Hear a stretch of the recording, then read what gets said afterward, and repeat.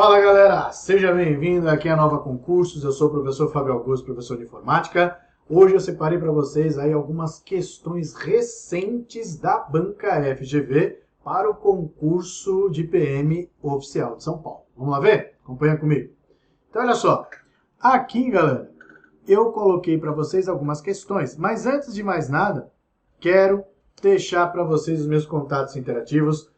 Qualquer dúvida que você tiver em relação à resolução dessas questões, basta entrar em contato comigo em qualquer um desses canais. Então você está vendo aí o meu Facebook, meu Instagram, meu e-mail, meu canal no YouTube e também aí você está vendo meu WhatsApp. Beleza?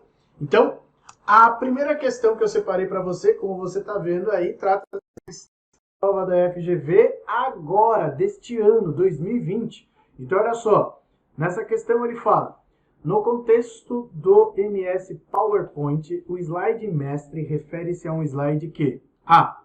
Contém a estrutura de tópicos abordados numa apresentação. B. Estabelece a ordem da apresentação para os demais slides. C. Contém o índice gerado automaticamente que auxilia na navegação de um slide para outro durante a apresentação. D. Estabelece a trilha sonora da apresentação. Ou E. Estabelece alguns padrões de formatação que se aplicam a todos os demais slides. Então, para isso, deixa eu pegar aqui a minha marca texto. Nós vamos fazer o seguinte, galera. Qual o termo que ele está aqui destacando para a gente? Ele está falando o quê? Ele está falando do slide mestre. Então, aqui, ó, slide mestre. A partir do momento que ele está falando do slide mestre, você, muito provavelmente, já deve ter na sua infância brincado de quê? De siga o mestre. Então, seguir ao mestre quer fazer o quê? O que o mestre mandar. O que o mestre fizer, eu tenho que fazer. E no PowerPoint é a mesma coisa. O conceito de mestre é para que você siga um padrão de formatação. Então, vamos lá ver qual a alternativa correta? Segue o bonde. Vamos lá. Então, ó, aqui fica bem simples, então, de você analisar. Você já está vendo aí que se trata do seguinte: a alternativa A contém a estrutura de tópicos abordados numa apresentação? Não, esse camarada aqui já é. Né? E aí nós temos B, estabelecem a ordem da apresentação para os demais slides? Não, não é ordem. Então deixa eu mudar aqui para caneta. E aí não fica tão destacado assim, né? Aí sim. Então não pode ser a B, não pode ser a C, porque não vai gerar índice, não pode ser a D, e aí você vê na E. Estabelece alguns padrões de formatação que se aplicam a todos os demais slides. Sim, essa é a alternativa correta. Então quer dizer, segue um padrão de formatação. Então quer dizer, padrão de formatação para todos os slides, portanto, é o que o slide mestre oferece. Beleza? Vamos a mais uma questão. Próxima questão está aqui, ó, também de 2020. Veja que nós temos ali um padrão de questões que traz aqueles itens que eu já havia mencionado quando a gente fez a comparação dos editais, né, passados e esse atual. Então ele fala: no contexto da inserção e edição de tabelas no Word, analise as afirmativas a seguir. 1. É possível inserir uma tabela no interior de uma célula de outra tabela? 2. Os valores exibidos em células que contêm fórmulas, tais como sum above ou soma acima, são automaticamente recalculados quando há alterações nas células cujos valores são parcelas do somatório? 3. Numa operação de mesclagem, todas as células a serem mescladas devem estar contidas em uma única linha ou em uma única coluna. E 5. Uma tabela pode se estender por mais de uma página do documento. Então, galera, é uma questão que aborda vários elementos de formatação do Word. Então, é aquilo que eu falei para vocês, né? Então, você pode encontrar 4 questões na sua prova, mas nessas 4 questões que você encontra, se for desta maneira, está abordando vários itens em uma única questão. Claro que aqui ele está abordando esses itens voltados apenas para o Word, mas ele poderia colocar no início de questão sobre a utilização dos elementos do pacote Office. Podemos afirmar, E aí ele pode citar em cada afirmação um elemento do Word, um elemento do Excel, um elemento do PowerPoint. Então, por isso que é extremamente importante a gente dar atenção àqueles elementos chaves do edital. Beleza? Então, vamos voltar para lá e vamos explorar item a item. Vem comigo. Então, olha lá. No item 1, ele está falando para a gente o seguinte. Olha, é possível inserir uma tabela no interior de uma célula de outra tabela? Sim ou não? Não sei, vamos analisar. 2.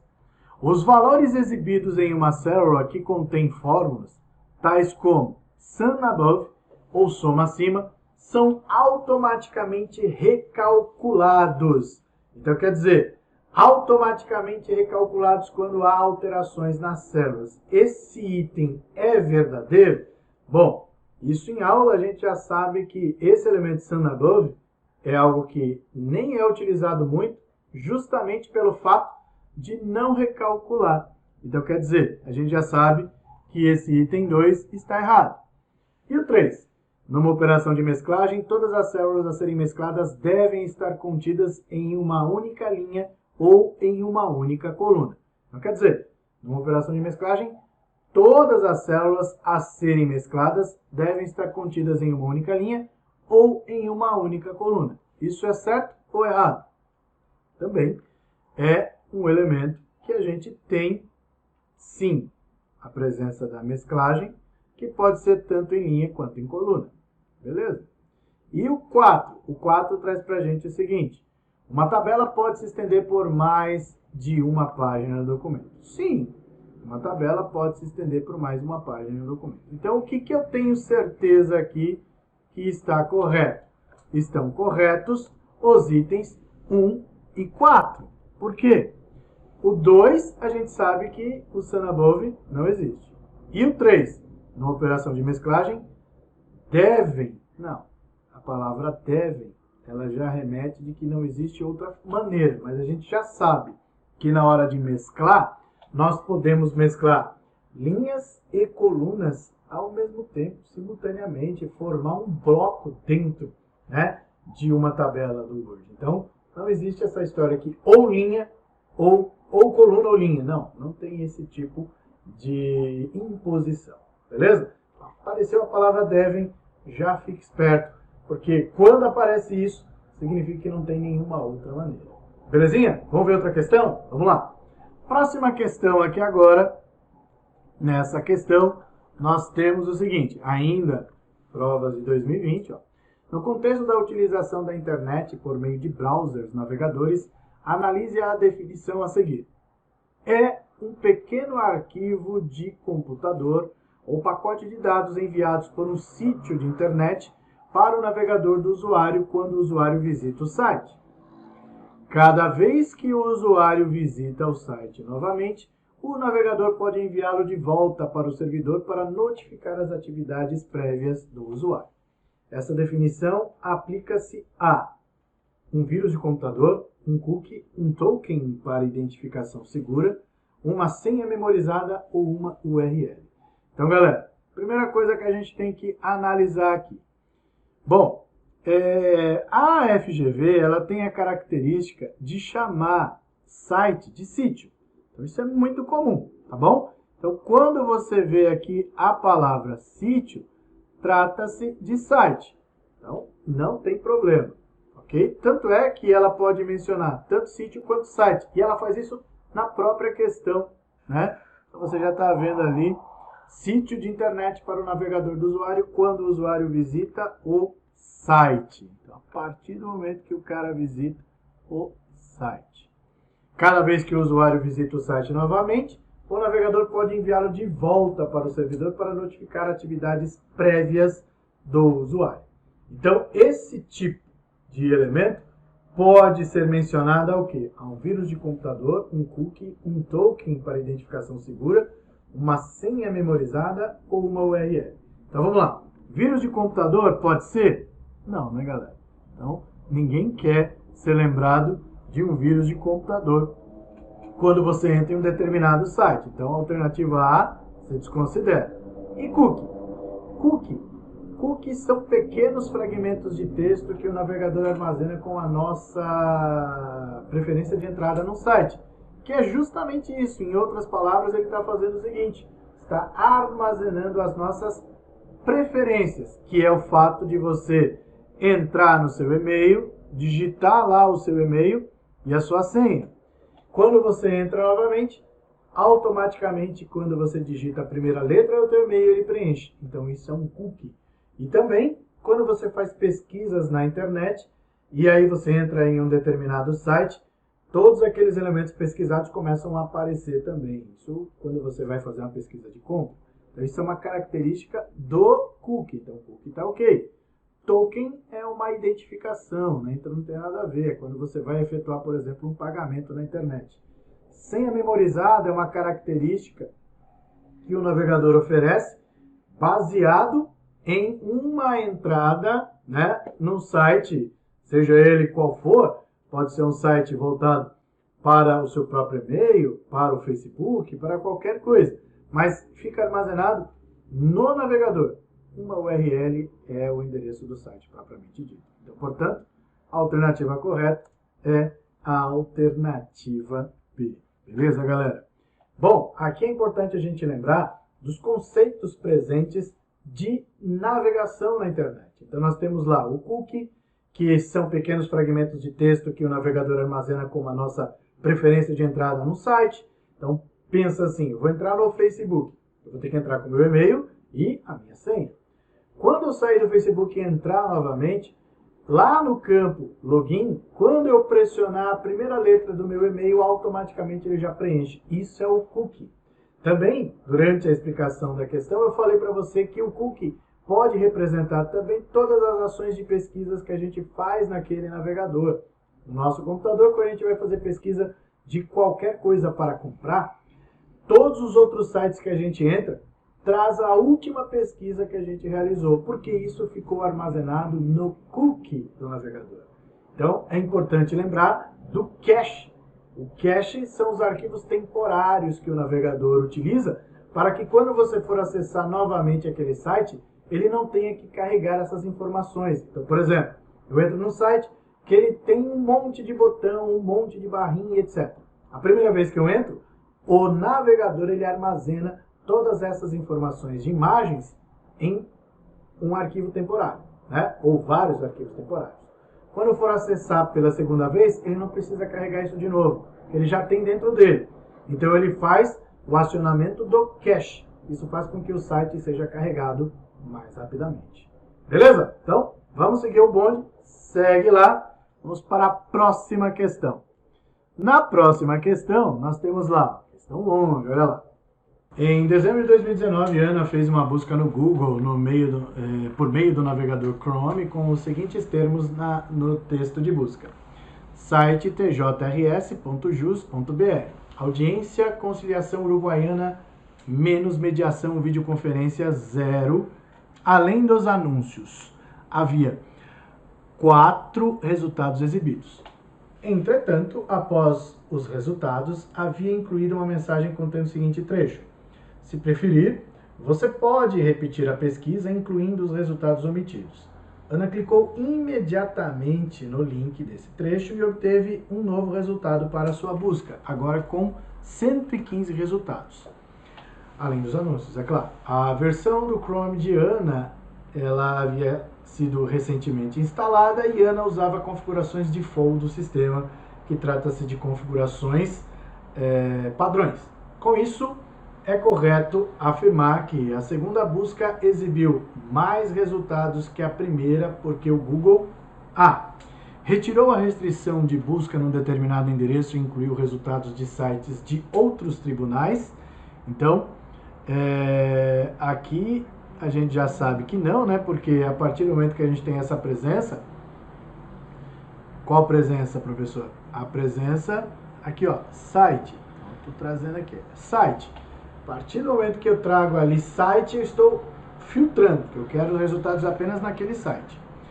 Aí no B, ele fala aqui, ó, no B, naturalmente tem um comportamento randômico. Sorteio? Não, nenhuma busca é sorteada. C. Eliminou automaticamente os termos menos relevantes do texto, aumentando o escopo de resultados. Não existe essa opção de eliminar automaticamente os termos buscados. Ele não vai fazer isso. Ele, na realidade, ele precisa acrescentar. Se eram 4, então precisa ter um resultado de 115. E no D, omitiu na primeira busca as páginas muito semelhantes, quase duplicadas das páginas exibidas. Então, quer dizer, na primeira situação ele tinha omitido. Por isso que ele trouxe apenas 4 resultados. Então, quando você tem a presença de mais resultados que são semelhantes, o Google traz esse tipo de filtro. Então, quer dizer, esse item D me parece que está certo, mas a gente, na dúvida, continua lendo. E no E, eliminou automaticamente a restrição em relação ao termo mediação. Não, ele não pode eliminar, porque a partir do momento que tem o sinalzinho de menos lá, ele tem que fazer jus ao filtro, né? Então tá lá, ó, menos mediação. Então, mesmo a gente não tendo a certeza das respostas, você consegue acertar na sua prova. Basta, no caso, fazer por eliminação. Então, portanto, a alternativa correta realmente é a alternativa D. Beleza? Então, galera, você está vendo aí que se trata de uma questão que envolve vários elementos aí de busca, por isso que aparece lá no seu edital site de busca, né? Então, os termos de busca que eu pedi para vocês estudarem é um elemento-chave que você deve sim prestar total atenção. Beleza? Então, vamos a mais uma questão. Vamos lá. Então, nessa próxima questão aqui, ó, nós temos uma questão de Windows, olha lá. No Windows 10 é vedado o uso de certos caracteres no nome de um arquivo ou de uma pasta de arquivos.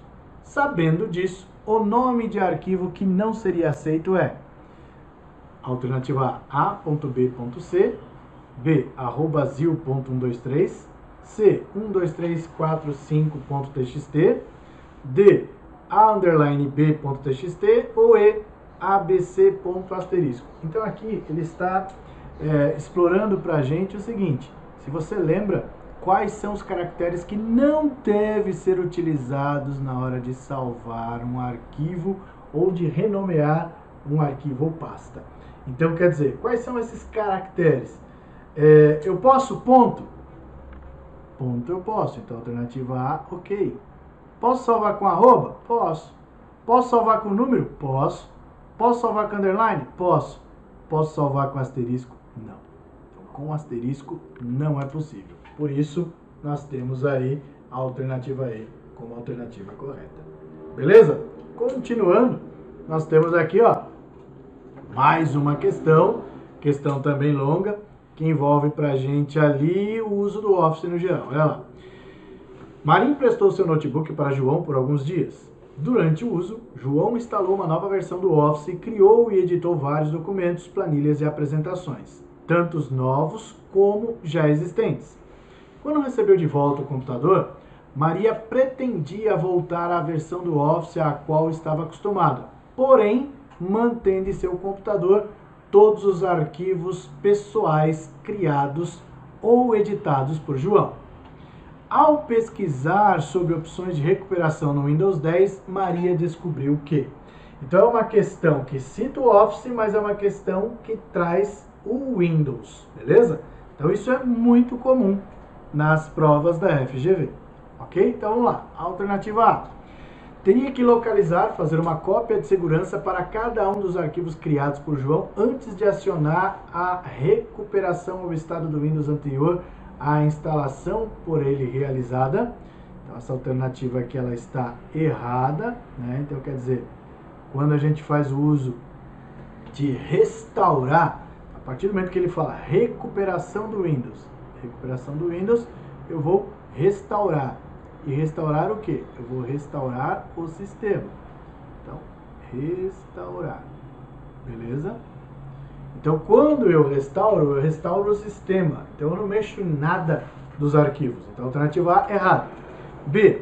Poderia usar o mecanismo de recuperação do Windows desfazendo a instalação de João e mantendo os arquivos pessoais por ele criados ou editados. Sim, a restauração é exatamente isso. Quando a gente fala de restaurar, eu restauro o sistema e os arquivos ficam intactos. Então a gente já sabe que a alternativa correta é a B. Vamos para C. Não poderia usar o mecanismo de recuperação do Windows, pois este não faz distinção de versões. Está errado. E no D, poderia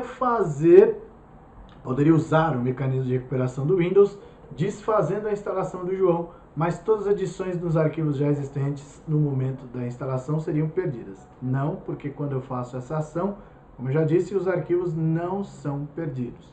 E não poderia usar o mecanismo de recuperação do Windows, pois durante a instalação, João não assinalou a opção que provoca a criação preventiva de um ponto de restauração. Não, existem vários pontos de restauração que são criados automaticamente à medida em que você faz as instalações. Então, o João não precisaria assinalar. Automaticamente esse ponto ele já é criado. Tá vendo só? Então, galera, sempre que a gente tem questões da FGV, é legal que ele traz uma situação problema. Então, isso é uma característica da FGV, é uma característica que você deve levar em consideração na hora de estudar a informática. Beleza? Vamos para mais uma questão. Olha lá. Nessa questão aqui, agora, nós vamos colocar o seguinte. A questão traz para a gente, no contexto do Excel 2010, a linguagem de programação empregada na construção de macros é conhecida como CSS, Java, Python, Script ou VBA.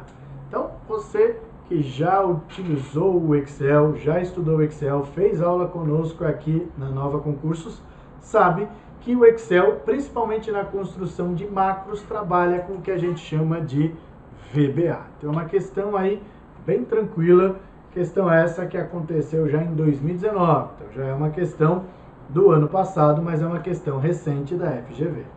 Belezinha? Vamos para mais uma questão. Nessa questão, ele traz para a gente o seguinte. No contexto de formatação de um documento do Word em colunas, é correto afirmar que A. O número máximo de colunas é 4 na orientação retrato e 6 na orientação paisagem. B. Todas as colunas devem ter a mesma largura. C. Todos os espaços entre colunas devem ser iguais. D. A hifenização automática não é possível quando há mais de uma coluna. Ou E. É possível exibir uma linha vertical entre colunas automaticamente. Então, galera, é uma questão que parece difícil, mas é fácil. Primeiro, o número de colunas máximo no padrão retrato é 11 e não 4. Então, aqui 11 e aqui o número máximo no padrão paisagem é 19. Tá bom?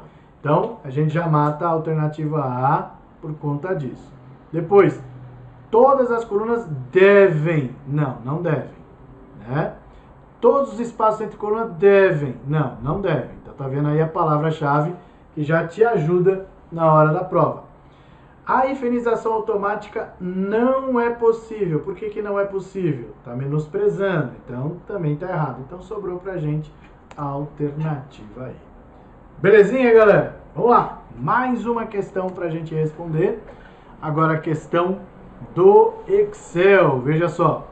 Considere uma planilha do Excel 2010 que contém nas células A1, P1, C1, respectivamente os valores 120, 20 e 45. E na célula 2 a fórmula igual a cifrão 1 mais cifrão B1. Considere agora a sequência de ações a seguir. Aí ele traz lá. 1. A célula A2 é selecionada e copiada com Ctrl C. Beleza. Então, A2 foi copiado. A região compreendendo as células B2 e C2 é selecionada. Então, B2 e C2. Beleza. E o conteúdo é copiado e colado na seleção com Ctrl V. Aí ele quer saber quais são os valores exibidos nas células B2 e C2. Então aqui nós temos uma questão de referência. Então a FGV gosta de cobrar esse tipo de questão. Então olha só, primeira coisa, nós temos aqui a presença do cifrão antes do 1. Então quando eu mudar de coluna, que é o caso, eu estava na célula A2 e vou para a célula B2. Então vou mudar de coluna, certo? Então mudei de coluna. Então, esse camarada aqui vai tornar B, cifrão 1, porque só a linha 1 está travada, mas aqui eu estou na mesma linha, mas aqui está travado B, vai continuar sendo 1 porque eu saí de A2 e fui para B2, certo? Então, estou na mesma linha. Então, ficou B cifrão 1 mais cifrão B1. Então, ficou o quê? Quem que nós temos aqui? Nós temos os valores B2 e C2. Então, como é que ficou o valor de B2? O valor de B2 ficou B1 mais B1. Quem é o B1 mais B1? 20 mais 20, 40. Beleza. Nós já achamos o valor de B2. Ok? Agora nós vamos achar o valor de C2. Então, em C2, nós vamos andar mais uma coluna. Então, de B vai passar a ser C. Então, aqui vai ser C, cifrão 1, mais... E aqui eu também estou na mesma linha, só que aí não vai mudar, vai continuar sendo B. Aqui, B1. Então ficou C1 mais B1. Então o que nós temos aqui? Quem é C1? C1 é 45, mais o 20 que é B1, então vai formar 65. Então, 65 é o valor de C2. Então, B2 é 40 e C2 é 65. Ele quer respectivamente. Então, a alternativa correta para a gente só pode ser a alternativa C. Beleza? Então, galera, aqui é importante a gente lembrar do seguinte. Sempre que a gente tiver a presença de, sempre que a gente tiver a presença de referências, você precisa ficar ligado no posicionamento do cifrão. Então, quando o cifrão estiver antes da letra, significa que a letra está travada. E quando o cifrão estiver antes do número, significa que o número está travado. Beleza? Então, não esqueça disso. Se o cifrão estiver presente, significa que um elemento vai estar travado na hora de você fazer o copiar e colar. Se estiver antes da letra, a letra está travada, que seria a coluna. Se estiver antes do número, o número estará travado. Então, tanto faz eu subir ou descer dentro da minha planilha.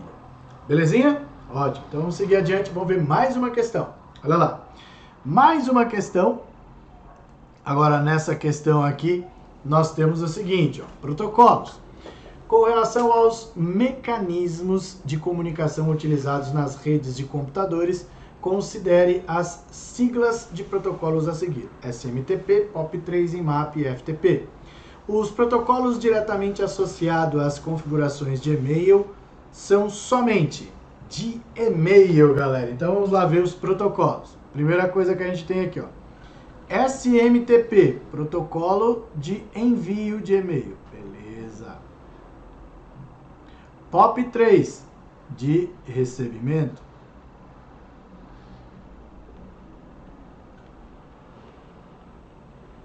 IMAP, ele é de recebimento também.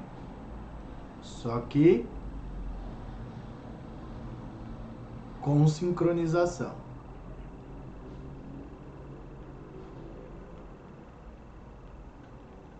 Então, palavra sincronização faz associação ao IMAP.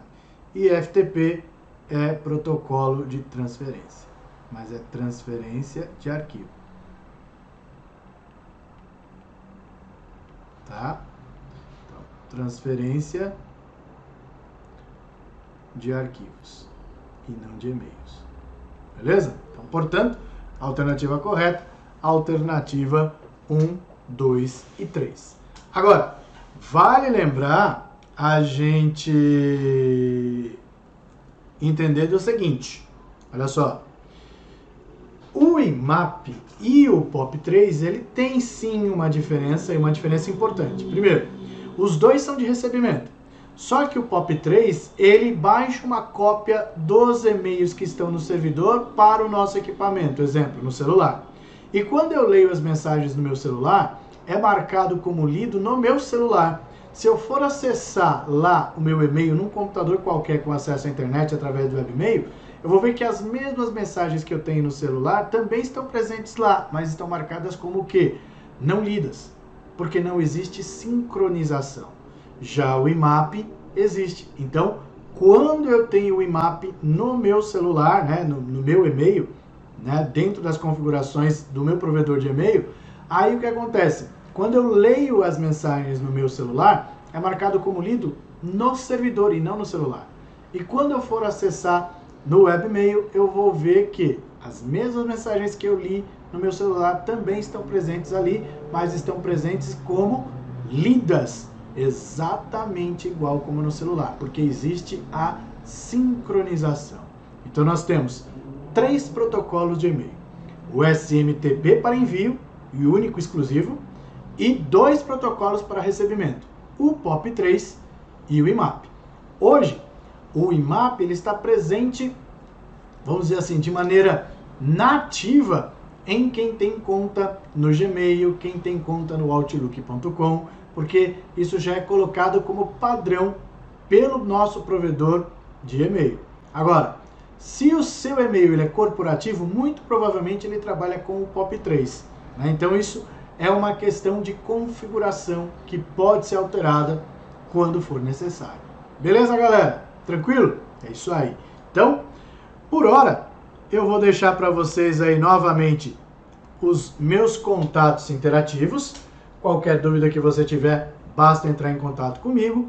E para vocês, bons estudos e continue estudando conosco aqui na Nova Concursos. Beleza? Então, um forte abraço para você e até a próxima. Valeu!